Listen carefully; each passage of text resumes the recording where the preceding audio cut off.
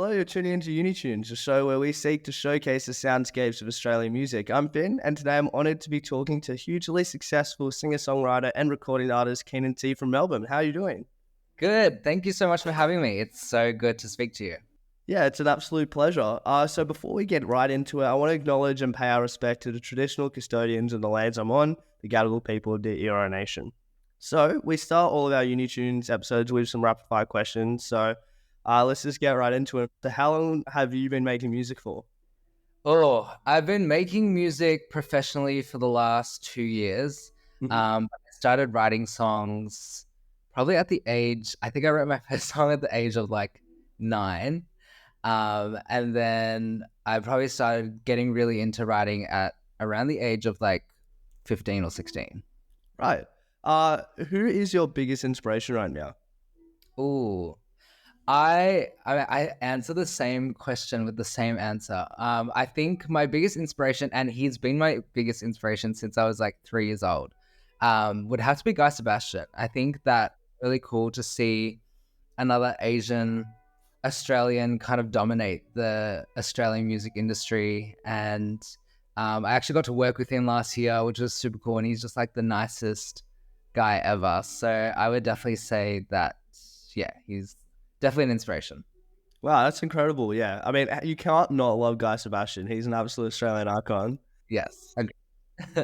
What is your favorite stage that you've performed on? Cool. I think my favorite stage would have to be my own Australian tour. I did my very first Australian tour a few months ago, and it just felt so comfortable. It was kind of like the first time I got to meet a lot of my fans, and it just felt like a really safe space. And I think that everyone was just really like just so sweet and so kind. And I think that is definitely, I think that takes the pressure off as the one on stage. So I would definitely have to say that that's my favorite. Fantastic. The final rapid fire question is, how would you explain your current sound in just 3 words? Oh, um, emotional, uh, nostalgic, and fresh. Fantastic. Well, all of those things perfectly describe your brand new EP, Phases, which we absolutely need to talk about. Congratulations. What inspired you to write this collection of wonderfully catchy but heartbreaking tracks? I think Phases is kind of a direct reflection of my life over the last 3 to 5 years. I think the way that I view my life is kind of in phases, really, and that's kind of where the title came from. Um, and I think that looking back over the last 5 years, both professionally and personally, I think I've just grown so much as a person, and I look at different times and kind of view those as like a different version of me. So I think that each song is kind of just like a reflection of like what I was going through, and it was really therapeutic to write, and really, yeah, it was just like the process of creating it was just really, really therapeutic for me, and it's really cool to see kind of fans be able to connect with it and listen to it in their own times of sadness or whatever it might be. So yeah, I'm just so glad that it's finally out in the world. Yeah, that's awesome. I really love that idea that we live life in phases and we change as people. How has this EP and the process of making it led you to be in the phase that you're in your life right now? Good question. I think kind of the whole process, it's like I said before, like it's really therapeutic, and songwriting is the way that I process my own emotions. So I think that each song has kind of taught me things about myself, and I've realized a lot of things that I didn't know before about kind of even just like small things. Like I think a lot of situations I thought I was fully over, but then writing about them, I realized that I had a lot of kind of resentment that I was still holding on to. So like small things like that, it kind of just is like a lesson each time I'm like writing.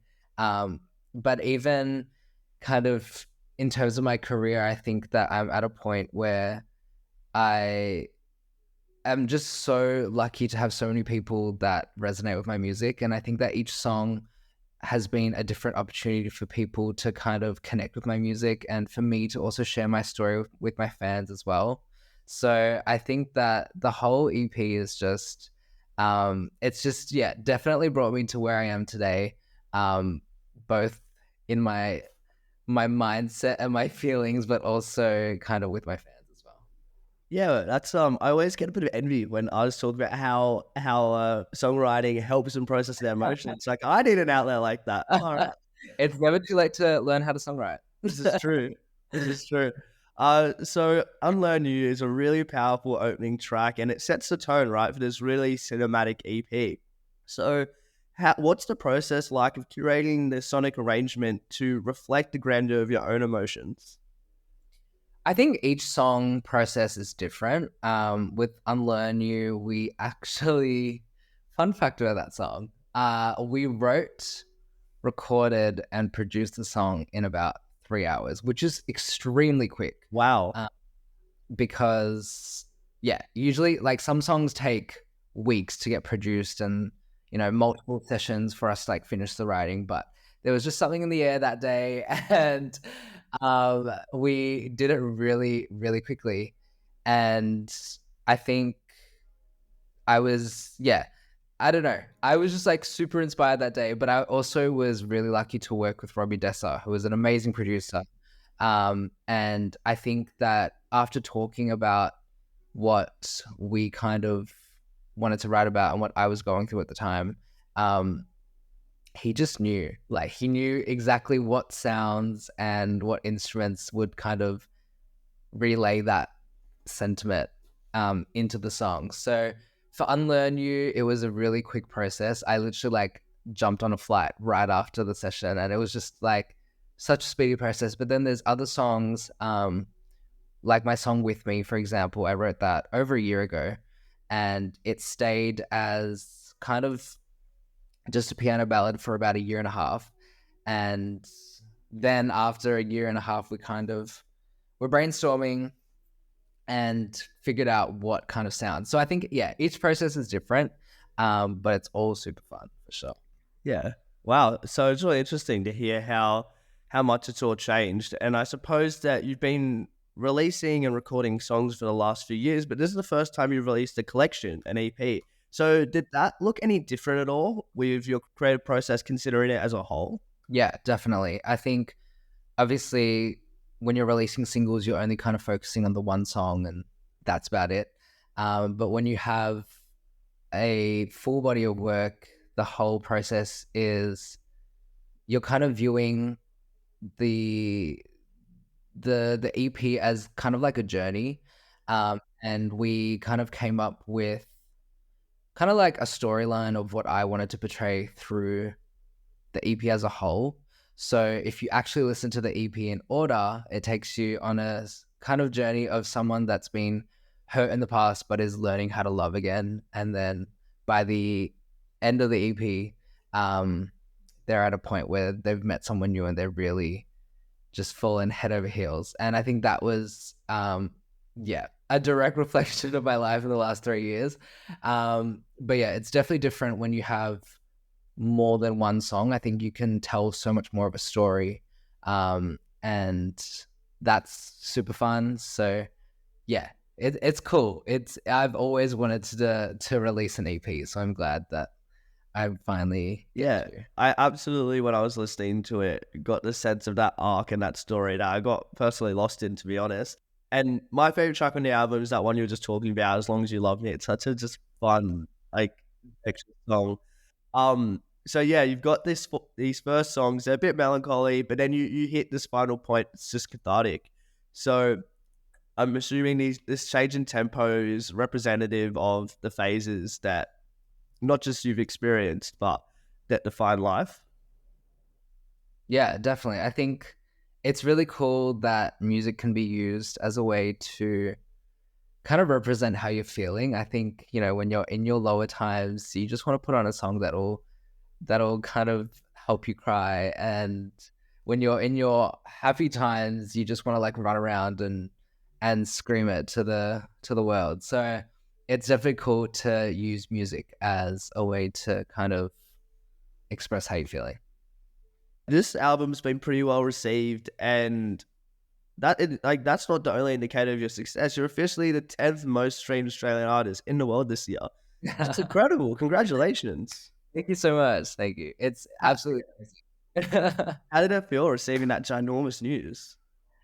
It literally took me by surprise. No one told me that, because I think the first time I heard about it was my manager. I woke up to a text from my manager saying, "You're in the Herald Sun." And I was like, why would I be in the Herald Sun? That's so random. And we read the article, and it was the list of like the most streamed Australian artists, and it was just like so surreal. And I think the top of the list was like Kylie Minogue. So to be in the same kind of list as Kylie Minogue and like Kid Laroi, like it's just insane. That's crazy. But I'm just so grateful to have so many people kind of just receive my music. And you know, I have been dreaming about this career ever since I was literally 2 years old. So little Keenan is freaking out. But yeah, it was super cool, and it was a nice kind of, I think as an artist, sometimes it's really easy to be like super hard on yourself and really like kind of just like I'm always like looking on to the next thing. So it was a nice moment to reflect on everything and kind of just take a moment to take. Yeah. Well, I'm sure you've had a few moments in your career that have really just needed to be taken in. Have you had one just pinch me moment?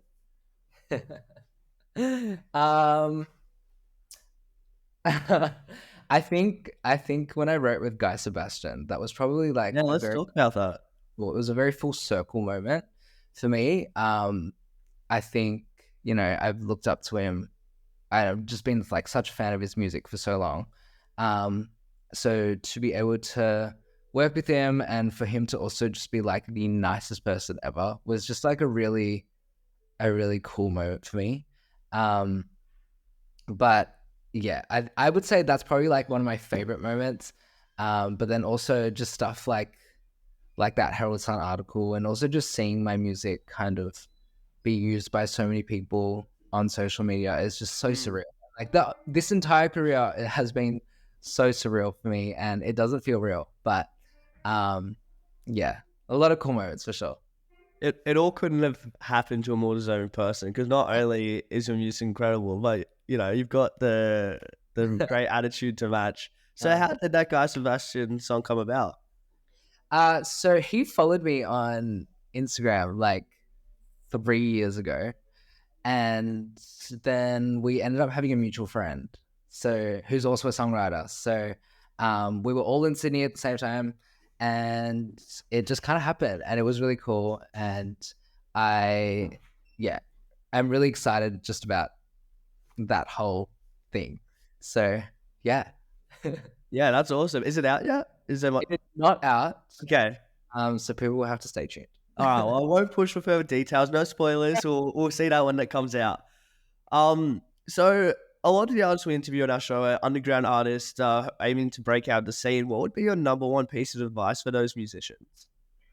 I think my number one advice for musicians trying to kind of find their footing in the industry is just to really love what you do and not forget about that aspect of this career. I think that the music industry, and I mean, I'm sure every industry, but I have found that the music industry is very volatile sometimes, and it's really inconsistent, and it can kind of throw you in the deep end one day, but then also like take you completely out of it the next. So you just never know what's kind of coming up. But I think that if you're really just in love with the craft of making music, then you're just going to enjoy the process so much more. And I think people will also be able to see that you are genuinely in love with making music, and that's going to make them want to love your music too. I think that like as as a listener, you can really tell when someone is just really passionate about their own music, and that makes you want to support them. And that also kind of just like, I feel like that makes for a better end product as well. So I think that would be my number one advice is don't get too caught up in the politics of it all. And to just really focus on what you do best and what you love to do. That's some really good advice. And I know there's been a lot said about the Australian music industry, especially this year. But looking at it optimistically, what would you say is the best and most unique thing about Australia's music industry? Oh, I think that the best thing about Australian music, I don't know if this has always been the case because I'm still only 2 years in, but I think recently I've seen a lot more diversity in Australian music, and I think that that's super cool to see. Obviously, as an Australian that is Asian, it's really cool to see other Asian Australians kind of pop up, and they're all killing it and doing their thing too. So I think I feel like we're a little bit behind compared to the rest of the world, but I think that it's slowly beginning to kind of be just more diverse, and Australian audiences are kind of more receptive to a wider range of things. And I think that's super exciting. So yeah, definitely want to see more of that. Yeah, absolutely. It's so refreshing to start to see Australian not looking like one specific thing, and especially in music, like because being Australian, like there's so many different ways an Australia can look, and I'm really glad I started to actually understand that. Exactly. So with that being said, what do you think is the biggest gap in Australian music that you really hope to see in the future? I would say it's the same thing. I think that, we are definitely behind when it comes to diversity, in terms of like people of color, I would say. So I think that is the gap at the moment. Like, it's really cool that it is slowly kind of becoming a thing, but I definitely think that there is room to do more of it. Absolutely. Well, that being said, this Sunday there's a really exciting Asian music and food festival, 1MX, and you're performing. It's hugely anticipated. What are you most excited about for this Sunday?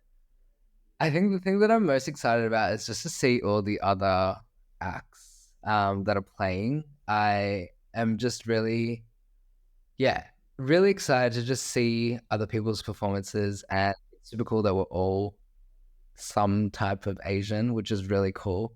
So I think that's the thing that I'm most excited for. Yeah, I'm excited to see all the acts as well, including yourself. What as an artist, have you performed at a festival of this scale before? This is actually my first ever festival. Wow, congratulations. Thank you. I'm really excited to do a festival. I'm a little nervous, but it'll be all good. But yeah, I am really excited to kind of just get on stage and just perform some music for everyone. Yeah, that's awesome. Well, I'm really excited for you. What can fans of yours expect if they do come along this Sunday? Definitely me singing all the songs that they know and love. But then also teasing a few unreleased songs that I've never played for anyone before. So I'm excited to do that. But the songs that they know will definitely be part of my set as well. Awesome. Well, that's great because I'll be seeing them all out, Love it. So one of the final questions we ask every week in the show is for the artist to contribute 2 songs to our ever-growing Uni Tunes playlist. So one song that is your own and another song that's a personal favorite right now. So with that being said, what would your 2 songs be? Can I look through my playlist? Absolutely. Okay, wait. Hold on. Okay. All right. Song of my own, I would say, let's put in my song Unlearn You. Great. That was the lead single. And then a song that I'm really loving. I don't know if I'm biased because I helped write it, But there's a song called Favorite Lesson. Okay. Artist called Yao. Yes, that's a great song. I was listening to that. Yeah. I recently also put out a duet version, but there's also a solo version of him just singing it. So I would definitely say that that's probably one of my favorites at the moment. It's been one of my favorites ever since we wrote it as well. So yes, Unlearn You and Favorite Lesson. Awesome. Thank you so much for your time. We appreciate it so much. It's been an absolute delight talking to you. Any other things you'd like to say to anyone listening? Yes. I hope to see you at 1MX this Sunday. And if you want to listen to any of my music or catch me on social media, it's just at Keenan Te. And yeah, hope to see you all there. Awesome. Well, we're so excited to hear everything coming in the future, especially that Guy Sebastian collaboration. We'll be keeping our eyes out on that. But yeah, thanks so much. Have a wonderful day. Thank you. You too. Thanks for having me. All right. Take care.